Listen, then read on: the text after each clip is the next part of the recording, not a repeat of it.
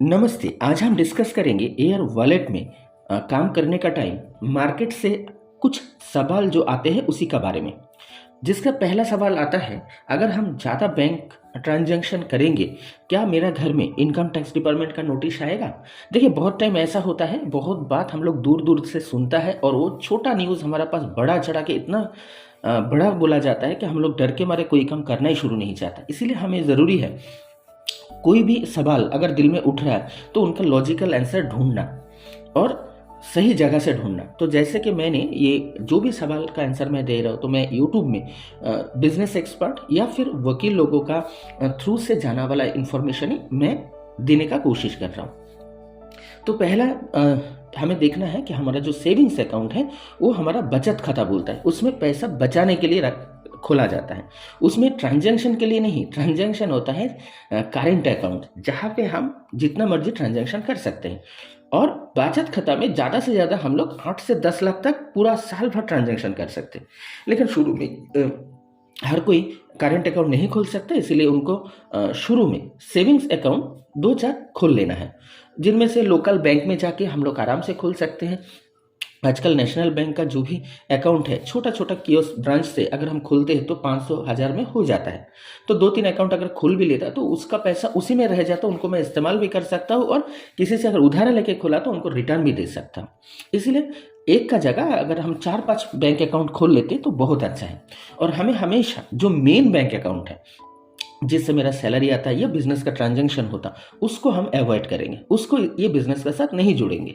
क्योंकि online bank account है, online business है, ट्रेड है, तो यहाँ पे साइबर कंप्लेन का कभी प्रॉब्लम आने से हमारा मेन अकाउंट में कभी भी इफेक्ट नहीं पड़ेगा। इसीलिए हमें हमेशा नया करके अकाउंट, या तो जो अकाउंट मेरा पड़ा है जिसमें मेरा ट्रांजैक्शन उतना ज़्यादा होता नहीं या हर जगह मैं देता नहीं, उसको मैं इस्तेमाल ज़रूर कर सकता हूँ।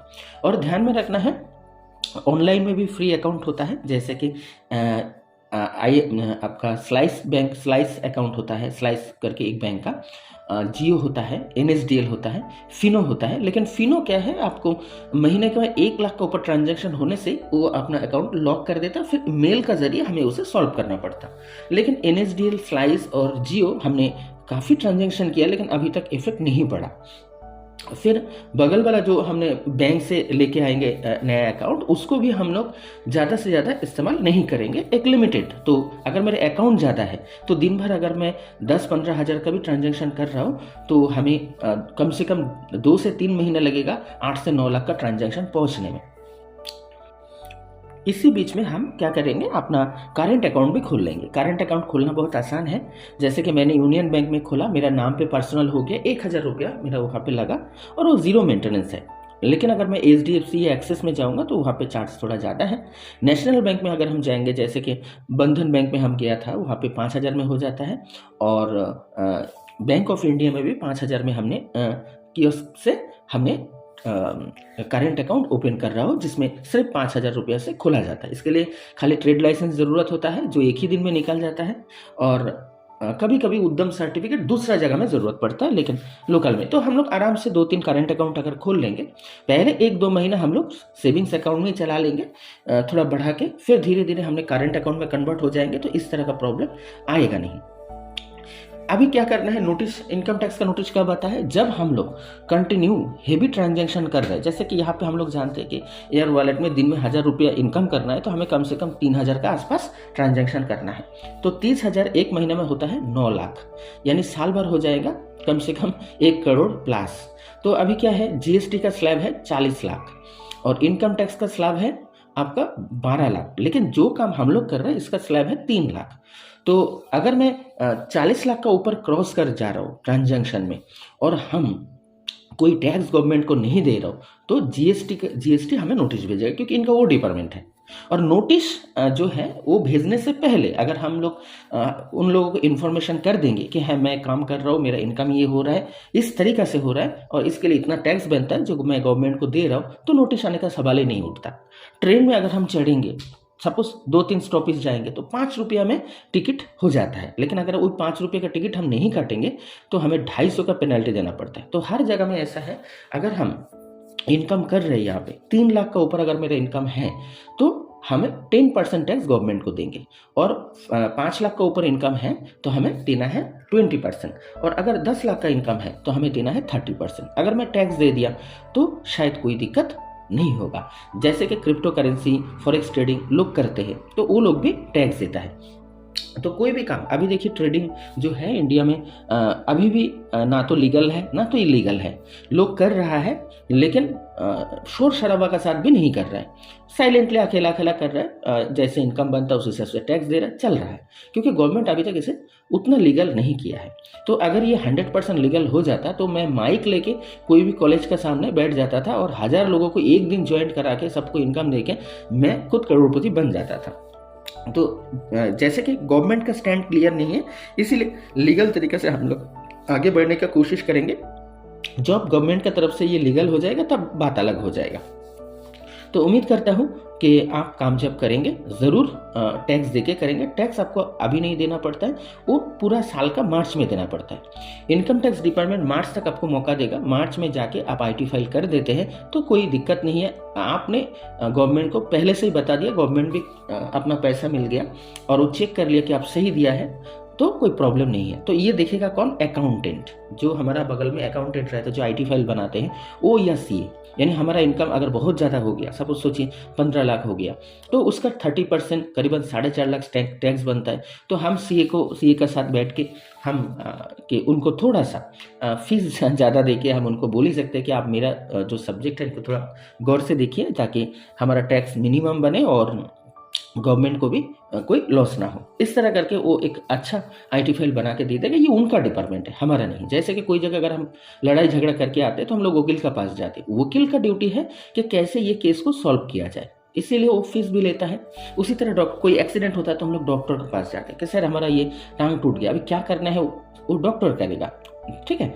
तो अच्छा डॉक्टर के पास जाएंगे, अच्छा फीस देंगे तो ज़्यादा केयर करेगा। इसी तरह CA को भी अगर हम लोग थोड़ा सा अच्छा केयर करेंगे तो ज़रूर हमारा प्रॉब्लम बहुत अच्छे से सॉल्व कर देगा। तो ये गया आपका ट्रांजैक्शन रिलेटेड सवाल का आंसर। अभी आता है बैंक फ्रीज होने का। अगर हम सेविंग्स अकाउंट में ज़्यादा से ज़्यादा ट्रांजैक्शन कर रहे हैं अचानक, देखिए देखा गया कि लास्ट 2-3 महीना मेरा UPI ट्रांजैक्शन उतना अच्छा नहीं, दिन का 2 या 3 ही हम करते थे।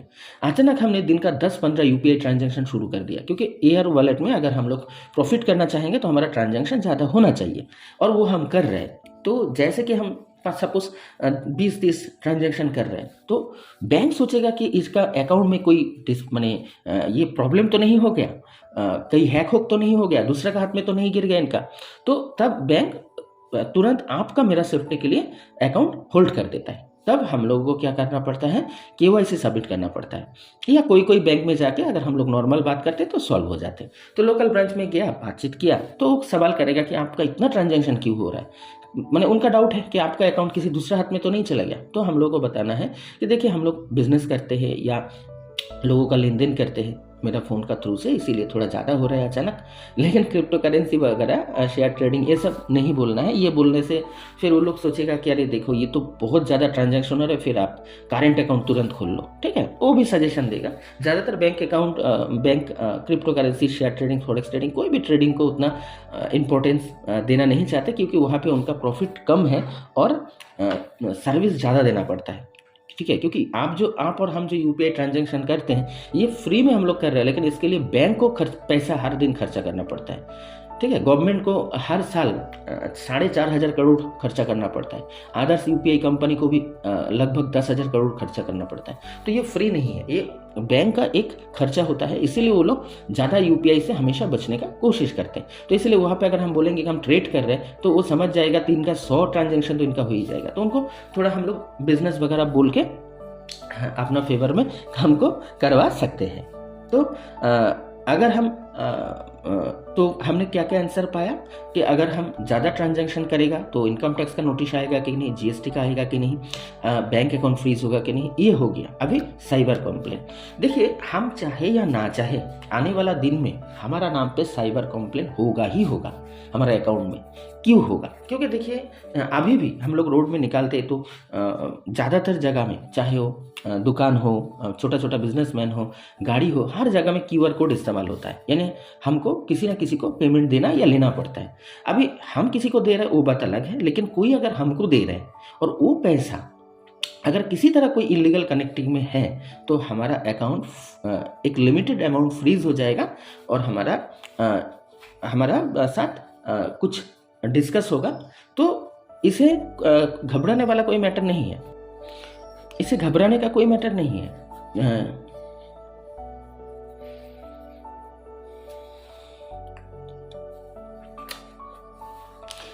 चलिए अभी हम डिस्कस करेंगे साइबर कंप्लेन को लेके, ठीक है। इसी को ज़्यादातर लोगों का डर होता है। हमने भी बहुत डरा था जब शुरू किया था, क्योंकि इतना अच्छा इनकम है तो हमने सोचा घर में बैठ के अगर दिन का 500-1000 रुपये भी इनकम होता है तो बहुत अच्छा है। लेकिन ये साइबर कंप्लेन का जो शोर शराबा चारों तरफ चलता है तो वो सुन के हम डर गया था। जैसे कि हमने ये सुन के डर गया था कि जीएसटी इनकम टैक्स का नोटिस आता है, बैंक फ्रीज हो जाता है। बाद में पता चला कि ये उतना मेजर तभी होता है जब हम काम को डीले तरीके से करते हैं, इग्नोर करते हैं। हम कोई भी काम अगर प्रोफेशनल करेंगे तो कोई प्रॉब्लम होने का चांस नहीं रहता है।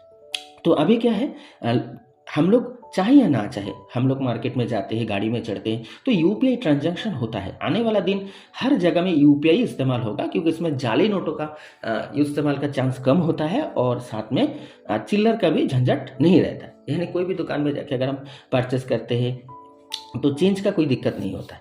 तो इसीलिए गवर्नमेंट भी चाहता है कि हर लोग यूपीआई ट्रांजैक्शन करें। इसमें गवर्नमेंट का पास भी एक डेटा रहता है कि हमारा देश में कितना रुपया है और उसमें कौन कितना टैक्स दे रहा है। तो इसमें गवर्नमेंट का भी फायदा है, हमारा भी फायदा है, जिसके साथ हम डील करते हैं उनका भी फायदा है। इसीलिए गवर्नमेंट हर साल 2.5 से 4,000 करोड़ का आपका खर्चा करते हैं।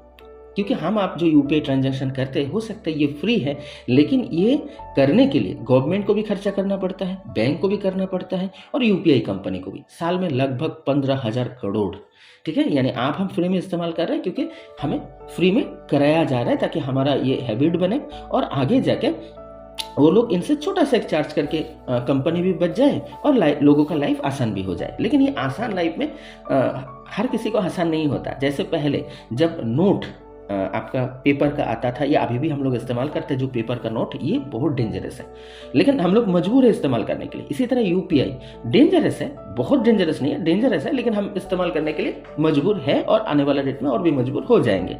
इससे डर के कोई फायदा नहीं, उससे अच्छा इसके बारे में, इसका जो डर है उसको जानना और उनको सोल्यूशन का रास्ता निकालना सबसे आसान है। जो मैंने किया, मैंने यूट्यूब में स्टडी किया, काफ़ी सारा वकील हो, अकाउंटेंट हो, उनका वीडियो स्टडी किया। मैंने भी मेरा पर्सनल अकाउंटेंट से बात किया, तो करके ये पाया कि पहले जैसा जाली नोट आता था तो जिसका हाथ में वो नोट रहता था उसका अगेंस्ट में कंप्लेन हो जाता था और उनको या तो वो नोट फाड़ना पड़ता था या तो फिर उनको लीगल का सामना करना पड़ता था। तो ये बहुत बड़ा दिक्कत था। नोटबंदी इसीलिए हुआ, उससे पहले तो भर भर के जाली नोट आता था। अगर 50 नोट 500 का आ गया तो उनमें एक आध रहने का चांस पूरा रहता था। और सबसे डर बात इसका है कि जो नोट है वो उसका कोई प्रूफ नहीं रहता कि कौन हमको दिया, ठीक है। वो उसको फंसना है तो हमको फंसना है। तो ये एक बड़ा बवाल था। अगर किसी के पास ज़्यादा मिल गया जाली नोट 10, तो उनको तब एजेंट का शक में देखा जाता था और उनको इतना तकलीफ होता था ये प्रॉब्लम से निकालना कि बोलने का तरह नहीं। क्योंकि उनका पास 10 नोट है बोलने से फिर वो आपका डिपार्टमेंट का नज़र में बहुत बड़ा क्राइम में वो फंस जाता था। और वो कहाँ से वो पैसा मिला वो अगर बोल भी देता था, सपोज सोचिए आपको 500 का 10 नोट मेरा तरफ से मिला। अभी हम देख रहे हैं थोड़ा देर में कि आपको पास पुलिस आया, आपको नोटिस दिया, आपको अच्छा से खातिरदारी कर रहा है, तो तब अगर आप बोलेंगे कि ये मुझे आकाश ने दिया, तो हम बोलेगा हम देख रहे हैं आपको खातिरदारी चल रहा है अच्छा से, ठीक है, Surf Excel Nirma washing powder से धुलाई चल रहा है, तो हम क्या बोलेगा कि हम दिया, हम बोले हम तो दिया है लेकिन ये नोट तो नहीं दिया है, ठीक है। तो क्योंकि हमको भी बचना है तो, और आपको भी प्रूव करने का कोई ऑप्शन नहीं है कि वो नोट हमने दिया है, ठीक है। आपका सीसीटीवी फुटेज रहने से बहुत क्लोज से अगर दिखाई दिया तो बात अलग है, अदरवाइज नहीं। तो ये पॉसिबल नहीं है। हम लोग रोड में चलते हुए लोगों से पैसा लेते रहते और इसमें कभी भी ये हादसा हो सकता है, लेकिन फिर भी हम लोग मजबूर है। क्यों? क्योंकि अगर पैसे का लेन देन हम लोग नहीं करेंगे तो हम लोग अपना लाइफ को चलाएंगे कैसे? पैसे बिना का तो कुछ नहीं होगा।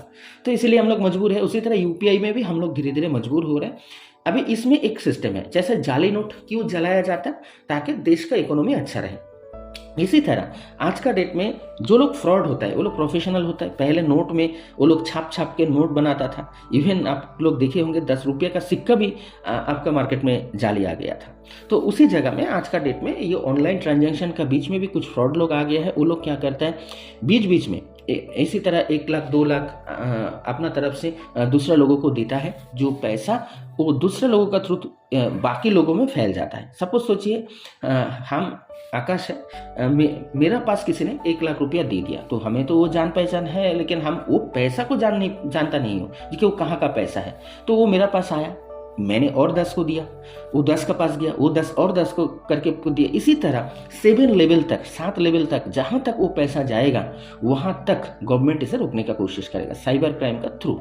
तो क्या करेगा, 7 लेयर, 7 लेयर, यानी सपोज सोचिए मेरा दूसरा लेवल, तीसरा, चौथा, पांचवा, छठा, 7वां लेवल तक जितने लोगों के अकाउंट में ये पैसा जाएगा उन लोगों को अकाउंट में लॉक कर देता। पहले क्या होता था, पूरा अकाउंट लॉक कर देता था, लेकिन लोगों को इसमें काफ़ी दिक्कत होता था। जिन लोगों का सैलरी अकाउंट लॉक होता था उनको सैलरी नहीं मिलता था, फिर वो घर चलाना उनको काफ़ी मुश्किल होता था जब तक ये प्रॉब्लम सॉल्व ना हो जाए। और उनको ये प्रॉब्लम सॉल्व करने के लिए काफ़ी दूर दराज में भी जाना पड़ता था। हो सकता है कि उसमें 10 रुपये ही आया है उनका, वो बंदा गया है आपका मार्केट, और इसमें पुलिस वालों को भी काफ़ी हैरेसमेंट होता था। पुलिस को सपोज एक स्टेट से दूसरा स्टेट भी जाना पड़ता था, वो 150-200 रुपये के लिए वो आदमी से बात करने के लिए। ये क्या बवाल था। बाद में थोड़ा सा चेंजेस लाया गया है, आने वाला डेट में और भी चेंजेस लाया जाएगा। कोई भी चीज़ में शुरू में हम आम पब्लिक को दिक्कत तो होता ही है, गवर्नमेंट का भी दिक्कत होता है, क्योंकि उन्हें क्राइम को रोकना है ताकि क्राइम ना हो और हम लोग तकलीफ में ना गिरे। इसीलिए वो लोग भी नया नया रूल लेके आता है। तो अभी क्या होता है, अभी सपोज सोचिए, देखिए आप और हम तो गुनहगार नहीं है। सपोज आपका पास, आप मार्केट में गया, आप सब्जी वाले को पैसा दिया, उन्होंने आपको फ़ोन पे में कुछ पैसा रिटर्न दिया। वो पैसा कहाँ से आया वो सब्जी वाला नहीं जानता, सब्जी वाला जिनसे लिया वो भी नहीं जानता, उसका ऊपर वाला भी नहीं जानता, उसका 6 लेवल ऊपर में शायद किसी का हाथ में इस तरह पैसा आ गया था, तो आपका हाथ में आ गया। तो अभी क्या होगा, आप फ़ोन पे से आपका अकाउंट में लिया, तो वो अकाउंट का वो पार्टिकुलर अमाउंट फ्रीज हो जाएगा। सपोज सोचिए आपका अकाउंट में 10,000 है, लेकिन आप सब्जी वाले से 20 रुपया लिया था जो कि इलीगल माना जा रहा है, तो उसको फ्रीज किया जाएगा। अभी हमको भी ऐसा हुआ है, हमने 20,000 का एक हमें ब्लॉकेज हुआ है। हम जब एयर वॉलेट में काम कर रहे हो तो सपोज 1 लाख रुपए मेरा इनकम हुआ है। अभी इनमें से मेरा करंट अकाउंट में 20,000 मेरा रोक के रखा है। हाँ, फिर हमने बैंक में गया, जाके मैंने एक्नॉलेजमेंट लिया, स्टेटमेंट के साथ एक्नॉलेजमेंट कि कौन सा अमाउंट में हमारा डिस्प्यूट निकला है, तो वो निकाल के मुझे दिया है। देखा गया कि 20,000 का नहीं, वहाँ पे 1,000 का है और एक 2,000 का है और 1,000 का है और एक 500 का है, 4,500। ये जो अमाउंट है ये ऊपर से आया है, हम चौथा लेवल पे है, यानी हमारा गलती तो है ही नहीं। हमको जिसका पास से आया उनका भी गलती नहीं है, उनका ऊपर जो है उनका भी गलती नहीं, उसके ऊपर जिनका है उनका गलती है, यानी वहाँ से ये प्रॉब्लम शुरू हुआ है। तो ये छोटा सा अमाउंट मैंने हो सकता है एकदम शुरू में जो आदमी लिया था उनका हाथ, उनको 1 लाख दिया था, तो 1 लाख फिर टूटते टूटते मेरा हाथ में 500 रुपये या 1,000 रुपया आया है। तो अभी हम क्या करेंगे, हम साइबर क्राइम का जो डिपार्टमेंट है वहाँ पे हम मेल करेंगे और उनको हम रिक्वेस्ट करेंगे कि आप अपना हिसाब से जो भी इंक्वायरी करना है आप ज़रूर करिए, और हमारा अमाउंट वहाँ पे रखा हुआ है। अगर आपको लगता है कि ये इलीगल मनी हमारा अकाउंट में बाई चांस आ गया है तो आप काट के ले लीजिए। तो ये हो सकता है कि मेरा मेहनत का पैसा है, लेकिन फिर भी हमें गवर्नमेंट को कोऑपरेट करना पड़ेगा, क्योंकि ये अमाउंट अगर मार्केट में घूमते रहेगा तो फिर मनी का जो वैल्यू है वो गिर जाएगा। इसीलिए हम लोग पहले जाली नोट अगर आता था तो साथ साथ हम लोग जला देता था। हो सकता है कि वो मेरा अपना मेहनत का पैसा क्यों ना हो, तो यहाँ पे भी आपका मेहनत का पैसा होने से भी वो आपको बैंक से नष्ट करना पड़ेगा साइबर क्राइम से। लेकिन अगर देखा जाए कि साइबर क्राइम डिपार्टमेंट इंक्वायरी करके देखा गया ऊपर वाला जो पहला लेवल का आदमी है उनसे वो पैसा मिल गया, सेकंड लेवल से उनको पैसा रिकवर हो गया, तो उन्होंने फिर थर्ड लेवल फोर्थ लेवल को छोड़ देगा। फिर क्या होगा, हमारा ये 6 महीना बैंक अकाउंट फ्रीज रहेगा। 6 महीना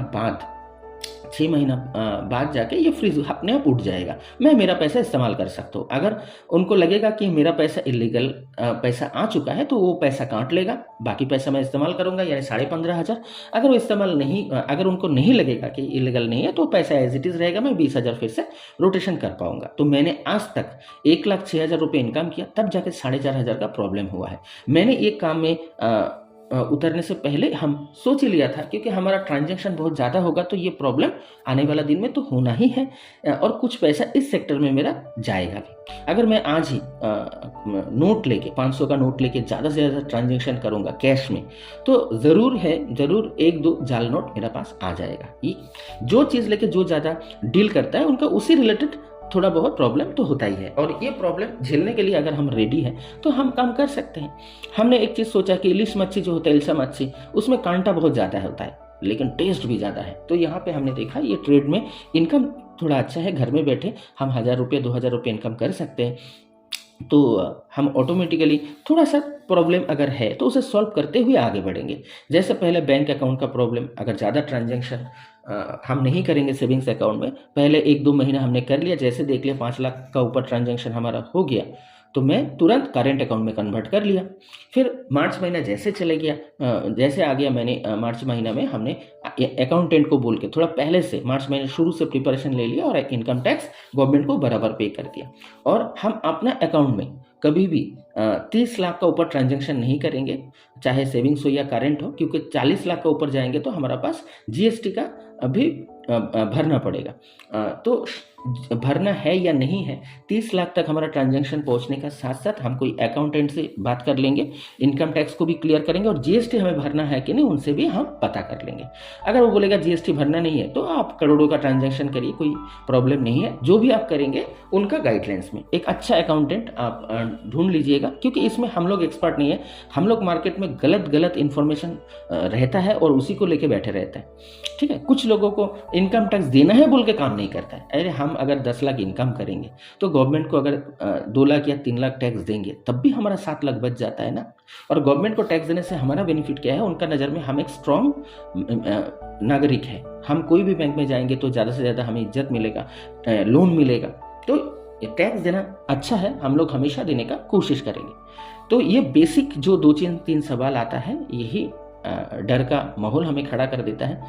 तो अगर हम कोई भी प्रॉब्लम को ज़्यादा डरेंगे तो वो डर हमारा ऊपर हावी हो जाएगा और हम लोग कुछ भी नहीं कर पाएंगे। रोड में चलेंगे तो एक्सीडेंट होने का डर, खाना अच्छा खाएंगे तो बीमारी का डर, कुछ काम करेंगे तो फेलियर का डर, हर जगह डर रहेगा। तो डर को हटाना है, हर चीज़ को जान के समझ के प्रिपरेशन लेके और कॉन्फिडेंस के साथ कोई भी काम करने का कोशिश करना है, क्योंकि काम ही हमें सक्सेस देगा। हर नया चीज़ जब आता है कुछ उम्मीद लेके भी आता है, कुछ डर लेके भी आता है। जो लोग हिम्मत वाला है वो लोग डर को हटा के कोशिश करता है। जैसे कि मैंने देखा बिटकॉइन जब आया था तो हम लोग तो खुद बहुत डर गए थे। कोई एकदम अनजान चीज़ है, नया चीज़ है, लोगों को हम भी डराता था, क्रिटिसाइज़ भी करता था, हंसता भी था। और आज देखो बिटकॉइन कहाँ पे पहुँच गया है। जो टाइम हमने देखा था वो टाइम इसका रेट लगभग 1 लाख का आसपास था, आज रेट 1 करोड़ पहुँच गया। वो टाइम मेरे पास पैसा भी था, मौका भी था, लेकिन हमने उसको डर के मारे हाथ नहीं लगाया। इसीलिए कैलकुलेटेड रिस्क हम लोग लेंगे। कैलकुलेटेड रिस्क मतलब जितना रिस्क लेने से हमें कोई तकलीफ नहीं होगा, होने से भी कम होगा, लेकिन अगर सक्सेस हो गया तो बहुत होगा। तो इस प्लानिंग में अगर हम लोग चलेंगे तो हर जगह में छोटा छोटा रिस्क लेकर अपना करियर बनाने की कोशिश कर ही सकते हैं, इनकम करने की कोशिश कर ही सकते हैं। जिंदगी तो सब जीते हैं, पर जीतने वाले रिस्क लेते हैं। तो रिस्क लो और आगे बढ़ो, क्योंकि लाइफ में कुछ करना है तो रिस्क से नहीं डरना है। कि डर के आगे जीत है।